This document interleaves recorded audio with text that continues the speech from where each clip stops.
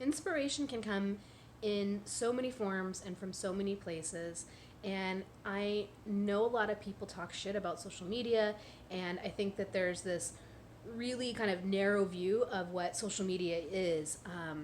And sure, they're like, yeah, I can help with revolutions, whatever. Like, that doesn't matter. But it does. And what I have done on my social media is I have gathered a community of people that I really respect and admire, and I follow them, and I put follow first on them. So what I'm constantly being is inspired by stuff that they post. And I don't have people on there that are bitching about Trump or bitching about every little thing that happens, because it's really negative, and also it's pretty pointless, honestly. Like, yes, you need to pay attention to some extent, and we should protest and this and that, but like, I don't have any control over what Trump's doing with Russia, like, whatsoever. And if I look at it and think about it every day, like, sure, I'll just go a little crazy. And my sanity and my peace of mind is really not worth that. So, what I prefer to do is use my social media to lift up voices of people that I really don't hear from in our regular media. So, people of color, women, indigenous people, obviously that's under that branch. And I listen to what they have to say. And yeah, it's not all positive because their life is hard, but in many ways, and also awesome in many ways. And so I try to get a lot of different voices and use my social media for that. I follow a lot of women, and I get a lot of wisdom from doing that. And I see people that are doing amazing things, and I focus on the great stuff that's happening around me rather than just all this shit, because there's always shit. There's always going to be shit. It's just where we are evolutionarily,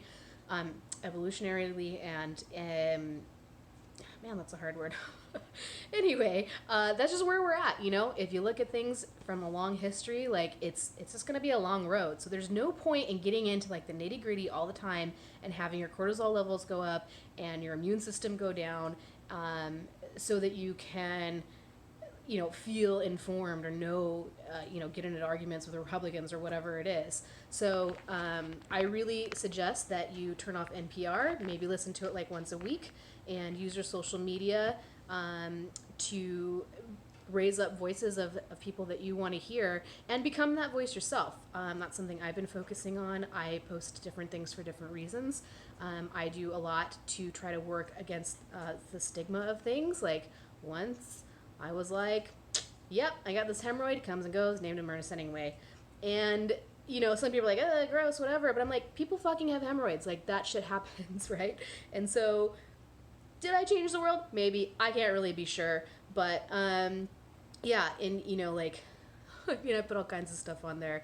And, yeah, maybe it's oversharing, but I get these messages from people that I have inspired. So I've allowed people to inspire me, and I inspire other people, and I think that that energy creates something amazing, and it's a lot better than just taking up space and bitching about stuff that I have no control over.